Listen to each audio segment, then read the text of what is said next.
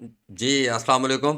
तो candidates question पूछ रहे थे इस हवाले से कि क्या डिफरेंस है एफपीएससी का और पीपीएससी का, क्योंकि एडीएफआईए की 30 सीट्स आई हुई हैं। उसके अलावा इंस्पेक्टर एफआईए की भी 44 सीट्स जो हैं वो अनाउंस हो चुकी हैं। तो बहुत सारे कैंडिडेट्स ने पीपीएससी की बहुत ज़बरदस्त किस्म की तैयारी की हुई है और वो शायद समझ रहे हैं कि ये टोटली तैयारी जो है वो डिफरेंट है। तो मेरा ख्याल है अलियास साहब जो है वो बेस्ट पर्सन है इस चीज़ को आंसर देने के लिए, क्योंकि इन्होंने एडी पैसी पीपीएससी के अंदर और एडी लेबर और उसके अलावा लेबर ऑफिसर और एडी एमडीए पूरे पंजाब के अंदर एक सीट पर रेकमेंड हुए और अभी करंटली वो जॉब भी कर रहे हैं। उसके अलावा अगर एफपीएससी की बात करूं तो अप्रेजिंग एंड वैल्यूएशन ऑफिसर का भी रिसेंटली पूरे पंजाब में 3 सीट्स ही ये शॉर्ट लिस्ट हुए हैं। उसके अलावा एडीआईबी और इंस्पेक्टर एफआईए, तो एफपीएससी के भी बहुत सारे इन्होंने टेस्ट जो हैं वो क्वालिफाई किए हैं। तो ये इस चीज़ को बेहतर तौर पर बता पाएंगे।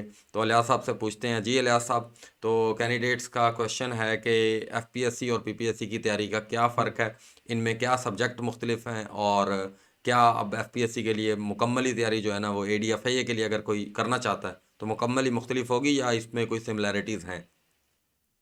सर, बहुत अच्छा क्वेश्चन किया है आपने। और मैं समझता हूँ आपने सैकड़ों स्टूडेंट्स के की तर्जुमानी करते हुए ये सवाल किया है, और इससे बहुत सारे बच्चों का ये जो इबहाम है या जो ये सवाल है वो रिड्रेस हो जाएगा। तो सर, सिंपली इसमें मैं ये अर्ज़ करना चाहूँगा कि जो बुनियादी फ़र्क है सर, वो वेटेज का है। वेटेज को मद्देनज़र रखते हुए तैयारी करनी होगी। बाकी जिस बच्चे ने कमा हकऊ पीपीएससी की तैयारी कर ली है, तो मैं नहीं समझता कि एफपीएससी के हवाले से उसे कोई मुश्किल पेश आएगी। बस ये है कि वेटेज का फ़र्क रखना होता है। मिसाल के तौर पर सर, मैं अगर अर्ज़ करूँ इंग्लिश के हवाले से, तो इंग्लिश एफपीएससी में 20 नंबर की पक्की है, चाहे आप किसी भी पोस्ट का टेस्ट दे रहे हो। और दूसरी तरफ अगर पीपीएससी को देखते हैं तो उसने भी इंग्लिश की वेटेज बढ़ा ली है। अब तकरीबन 15 के राउंड अबाउट इंग्लिश के क्वेश्चन भी आ जाते हैं। तो इंग्लिश को आप हर सूरत अच्छे तरीके से तैयार करें, तो आप चाहे जिस भी एग्ज़ाम में जा रहे हों, फेडरल का है या प्रोविंस का है, तो आप इंशाल्लाह अच्छे इसमें चले जाएंगे।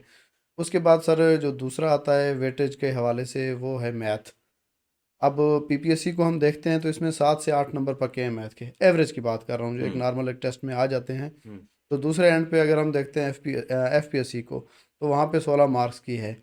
इसी तरीके से मैं एक और इस पे एग्जांपल देना चाहूँगा, वो है करंट अफेयर्स की। हम्म। करंट अफेयर्स को पीपीएससी थोड़ा कम वेटेज देता है, मतलब कि 4 से 5 नंबर आ जाते हैं। लेकिन दूसरे एंड पे अगर हम एफपीएससी को देखते हैं, तो उसमें 16 नंबर के सवालात जो है ना, करंट अफेयर्स में से उठाता है। सही है। और फिर एक और जो एक मेन वेटेज है, वो एवरीडे साइंस के हवाले से है हम्म। कि पीपीएससी को देखते हैं तो वो 5 से 8 नंबर के दरमियान सवाल उठा लेता है एक नॉर्मल पेपर में। हम्म। जबकि एफपीएससी को देखते हैं तो वो 16 नंबर का पूरा उठा लेता है, मतलब 16 नंबर देता है एवरीडे साइंस के। हम्म। हाँ, एक जो बुनियादी फ़र्क, वो मैं यहाँ पे अर्ज़ करना वो मैं यहाँ पे ज़रूर मेंशन करना चाहूँगा, वो सर उर्दू का है। हम्म। कि पीपीएससी में 10 नंबर की उर्दू आ जाती है, एक हम्म। 100 नंबर के एक जनरल नॉलेज के पेपर में। हम्म। जबकि एफपीएससी में उर्दू बिल्कुल नहीं है। ये चीज़ क्लियर हो गई। सही है। दूसरे नंबर पे सर, जो पोस्टें हैं, हम्म। पोस्टों के हवाले से थोड़ी बहुत रद्दबदल हो सकती है। जिस तरह से असिस्टेंट डायरेक्टर एफआईए है, हम्म। तो इसमें जो एफआईए एक्ट है उसमें से सवाल पूछ लिए जाते हैं, 12 से 14 सवाल तकरीबन इस तरह। हम्म। और जबकि जो इंस्पेक्टर एफआईए है, कई बार मैंने ये भी देखा है कि स्टूडेंट्स इंस्पेक्टर पे अप्लाई करके भी एक्ट को पढ़ रहे होते हैं। हम्म। तो ये आप क्लियर कर लें कि इंस्पेक्टर के पेपर में एक्ट का कोई सवाल नहीं पूछा जाता, सिंपली जीके का पेपर ही होता है, 100 मार्क्स का। तो इन नट शेल में ये कहना चाहूँगा कि वेटेज का फ़र्क ज़रूर है, हम्म। बाकी तैयारी सेम है। हम्म। और मैं ये समझता हूँ कि जिसने एफपीएससी को देना हो, उन दिनों में ये कि वेटेज को मद्देनज़र रखते हुए उन कंटेंट्स को ज़रा ज़्यादा तैयार कर लेना है अच्छे तरीके से। ज़बरदस्त हो गया। तो ये एक मेरा सिंपली जो एक इस पे एनालिसिस है, जो मेरा एक एक्सपीरियंस है, मैंने वो आपसे शेयर कर दिया है। और इस चीज़ में आप बिल्कुल ना पढ़ें कि एफपीएससी के लिए शायद आपको अलग सी चीज़ें पढ़नी पड़ेंगी या कोई अलग बुक्स हैं और पीपीएससी के लिए अलग बुक्स हैं। ऐसा बिल्कुल नहीं है, और आप अपनी तैयारी सिंपल इसमें जारी रखें। सही हो गया। तो अब इसमें थोड़ा सा चलें, कैंडिडेट्स को मेरा ख्याल इस चीज़ का हो गया इब्हाम उनका क्लियर कि क्या डिफरेंस है। जी, तो जैसे लिया साहब ने बताया है कि भाई कंटेंट का डिफरेंस है, बाकी प्रेपरेशन दोनों की सेम है। और अब हम दोनों बैठे हुए हैं आप लोगों के सामने, तो हम बिल्कुल सही, बिल्कुल जेन्युइन बात यही है कि हमारी सिर्फ पीपीएससी की तैयारी थी।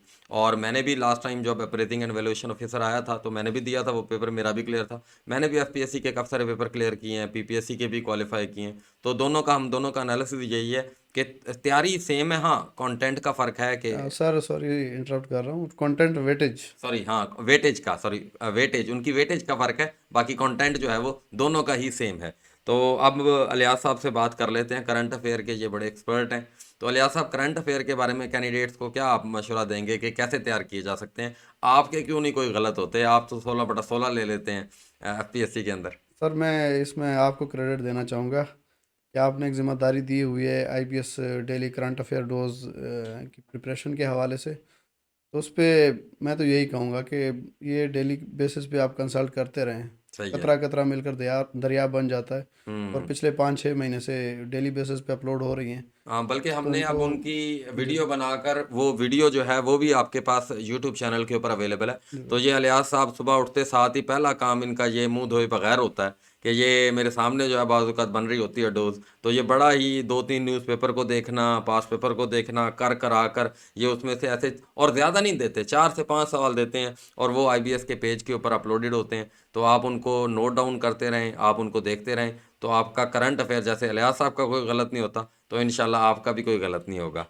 तो बाकी जो है आपने एक टेस्ट वगैरह का भी इनिशिएटिव शुरू किया हुआ है, जी सर। तो उसमें जो लोग भी पार्टिसिपेट करना चाहते हैं, अलियास साहब ने जो है वो टेस्ट के लिए ग्रुप बनाया है, तो उसमें आप लोग पार्टिसिपेट कर सकते हैं। तो क्या अलियास साहब, आपके 1 साल हो गया तकरीबन आपको टेस्ट लेते हुए, हाँ जी तो क्या बिल्कुल। परफॉर्मेंस है, कुछ शेयर करना पसंद करेंगे आप? हाँ हाँ जी बिल्कुल सर, इस हवाले से पिछले 1 साल से हम लगे हुए हैं टेस्ट की तैयारी के हवाले से। तो इस पे आईबीएस के जो सेशन 6 और 7 इनको तो माशाल्लाह से लगातार हमने दिया है, और 8th को भी हम अल्हम्दुलिल्लाह डेली बेसिस पे टेस्ट दे रहे हैं। तो जिन बच्चों ने रेगुलरली फॉलो किया है इन टेस्ट को, तो मैं उनमें 2-4 नाम लेना चाहूँगा। सैयद उमैर अली हैं, रफ़ाकत अली हैं, आई थिंक ये सजावल, ये यसावल। यसावल हो गए भावलपुर से। हम्म। और उसके बाद आसिफ रियाज हो गया। आसिफ रियाज हो गया सरगोदा समर से। अब्बास हो उसके गया। बाद एक आधी फीमेल्स भी थी। हाँ, ये फीमेल्स काफ़ी सारी हैं। हफ्सा हफ्सा अकबर हैं गालबन एक। हाँ, और इस तरीके से मतलब कि जिन बच्चों ने रेगुलरली फॉलो किया है उनके अल्हम्दुलिल्लाह रिजल्ट्स अच्छे आ रहे हैं, उन्होंने हफ्सा टेस्ट अकबर ने क्लियर। अभी एक सीट पर बल्कि क्वालिफाई कर किया टेस्ट, हाँ जी और बिल्कुल। जितने लोग भी तैयारी करते हैं और मेरे साथ सेशन में होते हैं, तो वो अलियास साहब के ना टेस्ट की बहुत ज़्यादा तारीफ़ करते हैं। तो आप लोग भी अगर उसमें पार्टिसिपेट करना चाहते हैं तो आप लोग भी पार्टिसिपेट कर सकते हैं, और लाजमी अलियास साहब से रब्ता करें। ये नंबर आपका जो है वो अलियास साहब का इधर जो है स्क्रीन पर चल रहा है, तो जो है ना आप लाजमी उसमें देखें। तो ये टेस्ट सेशन से आपको बड़ा फ़ायदा होगा। तो बाकी मेरा ख्याल है कि अब आपको समझ आ गई होगी, तैयारी बिल्कुल फ़र्क नहीं है, बस कंटेंट की वेटेज का फ़र्क है। जी बिल्कुल तो सर, आखिर ऐसा में ही है। लियाज़ साहब, अगर आप कुछ कहना चाहें तो।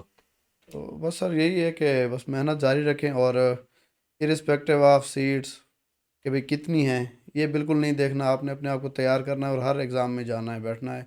और अल्लाह ने चाहा तो इंशाल्लाह आपके लिए कोई बेहतर आपको अपॉर्चुनिटी मिल ही जाएगी। बस ये है कि आपने अपने आप को मेंटली फिज़िकली हर हवाले से प्रिपेयर रखना है। तो जी, wish you all the best. Thank you very much. Thank you जी, अल्लाह हाफिज़।